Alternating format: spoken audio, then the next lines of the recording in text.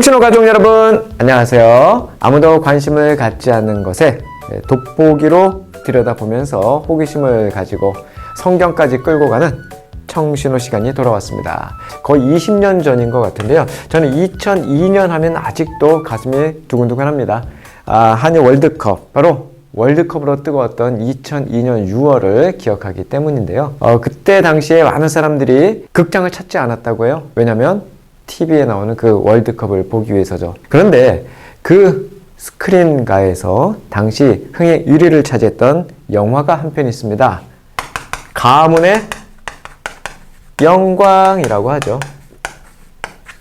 이 가문의 영광이라는 이 영화는 무려 5편의 시리즈물을 탄생시킬 정도로 당시 흔행몰이에 굉장히 성공했어요. 이 영화는 한 문장으로 정리하자면 전라도 조폭의 엘리트 사위 얻기 프로젝트입니다. 전라도 조폭을 소재로 한 이 영화, 이 가문의 영광, 실제로 전라도에 영광이라는 도시가 있어요. 이 영광이라는 단어가 우리는 흔히 이렇게 영광이라고 알고 있잖아요. 한자로 얘기하면은 영화로울 영자 쓰죠. 그리고 빛날 광자, 빛광자를 써서 영화로운 빛이라고 해서 이제 글로리라고 이야기를 많이 하죠. 영광의 하나님, 영광입니다. 가문의 영광, 뭐 이렇게 이야기를 하는데 실제로 전라도에 있는 이 영광은요, 이 영광은 아니에요. 오히려 더 영적인 그 영자를 쓰고 있습니다. 그 신령할 영자예요. 똑같은 빛광자를 쓰고, 그러니까 신령스럽고 빛이 있는 도시, 이 영광이라는 거죠. 그래도 영광하면 뭐니 해도 떠오르는 게 딱 있어요. 영광, 굴비입니다. 이 굴비라는 이 생선은요, 조기예요, 조기. 짜잔! 제가 이렇게 가짜 생선 하나 이렇게 모형으로 가지고 왔는데, 조기를 왜 조기라고 하냐면, 이 조가 도울 조자예요, 도울 조자. 돕다, 조력하다. 그리고 기는 이 기운 기자예요. 그러니까 이 조기를 먹으면은 내 기운을 도와준다, 북돋아준다. 그래서 조기라고 했답니다. 이 조기 중에서 제일 좋은 조기는 우리가 참조기라고 하는데 아주 맛도 담백하고 고소해서 우리나라 국민이 가장 좋아하는 생선 몇 위? 1위. 그런데 이 조기를 왜 굴비라고 할까요? 굴비라는 이름의 유래설이 크게 두 가지가 있는데, 첫째는 조기를 엮어서 말리면 허리가 이렇게 굽는다고 해서 굽다의 고어, 옛날 말로 이제 구비라고 해서 이 구비가 굴비가 되었다, 뭐 이런 이야기가 있고요.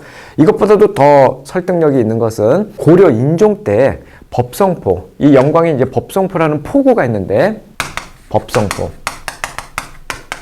이 법성포에 귀양을 한 명이 옵니다. 바로 고려 인종 때 이자겸이에요. 이자겸의 난, 우리 친구도 배워봤죠? 이자겸이 거기에 법성포에 귀양을 왔는데, 이자겸이 어느 날 음식을 하나 먹었는데 소금에 절여 만든 이 조기, 이 맛에 반한 거예요. 그래서 어떻게 했어요? 임금에게 진상한 거죠.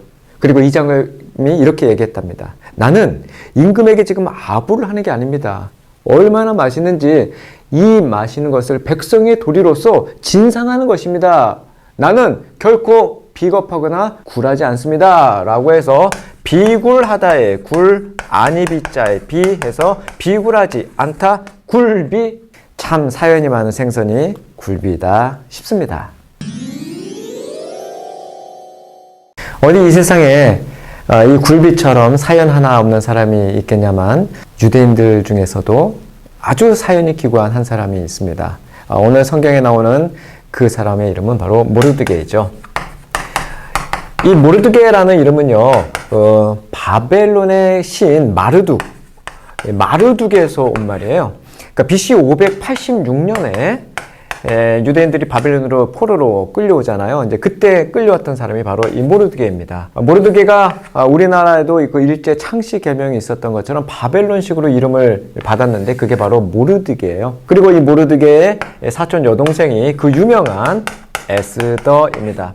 별이라는 뜻이에요. 이 에스더가 이 사촌 여동생 에스더를 딸처럼 양육하면서 그 바벨론 땅에서 아주 사연 많은 그런 포로 인생을 보내게 되는 것이죠. 왕비를 불렀는데 왕비 와스디가 왕의 말을 거역합니다. 그래서 왕비가 폐위당해요. 그래서 모르드게 사촌 여동생 이 에스더가 새 왕비로 간택이 됩니다. 어느 날 이 모르드게가 대궐 문 앞에 앉아 있었어요. 그런데 이 왕의 내시들 빅단하고 데레스가 와수에로 왕을 암살할 거라는 그 모의를 듣게 돼요. 그래서 왕후 에스더에게 그 사실을 알려서 암살 음모가 면에 방지되는 사건이 있었습니다. 그리고 그 일이 궁중일기에 쫙 기록이 되었어요. 한참이 지나서 이 왕이 하만이라는 사람을 아주 높이 들어서 페르시아의 총리 대신으로 앉히게 됩니다. 하만이 싹 지나가면 궁궐 대문에서 일하는 모든 신하들이 그가 지나갈 때 무릎을 딱 꿇고 절합니다. 그런데 한 사람이 그걸 안 한 거예요.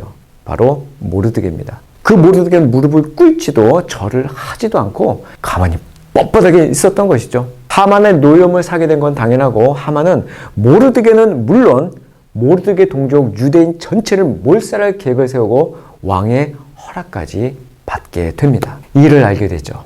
모르드게가 얼마나 상심이 컸겠습니까? 자신의 그 일 때문에 동족이 다 몰살당하게 생겼으니 이 모르드게는 옷을 찢고 굵은 베옷을 입고 죄를 뒤집어 쓴 채 대성통곡을 하면서 하나님께 나아갑니다. 그 믿음이 확고부동했던 그 모르드게는 에스더가 왕 앞에 나아가기를 아주 강력하게 권면하지요. 성경에 보면 이렇게 나와요.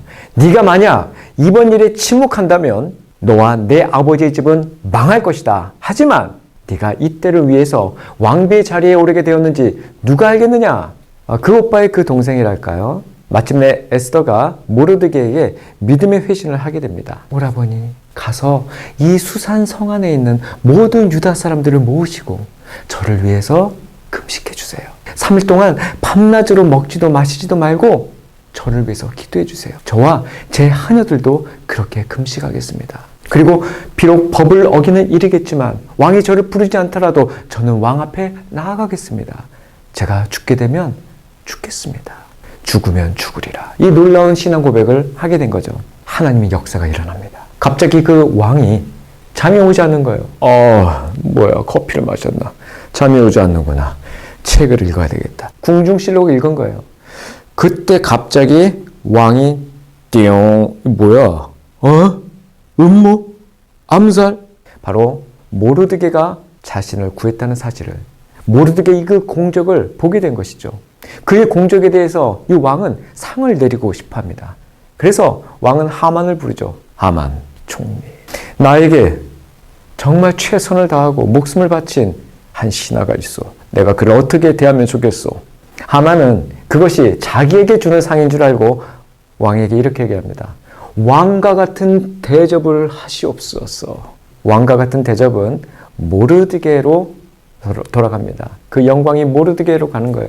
모르드게는 그의 대적 하만이 갖고 있었던 모든 권위의 반지를 자신의 손에 끼게 됩니다. 그리고 모르드게를 처형하려고 했던 그 하만의 나무, 그 처형 틀에 하만이 매달려 죽게 돼요. 페르시아라는 이 무대에서 하나님이 친히 연출하신 이 각본 없는 드라마, 모든 상황을 완전히 역전시켜서 친백성의 눈물과 통곡을 완전한 찬송과 감사로 바꾸는 이 하나님의 놀라운 일.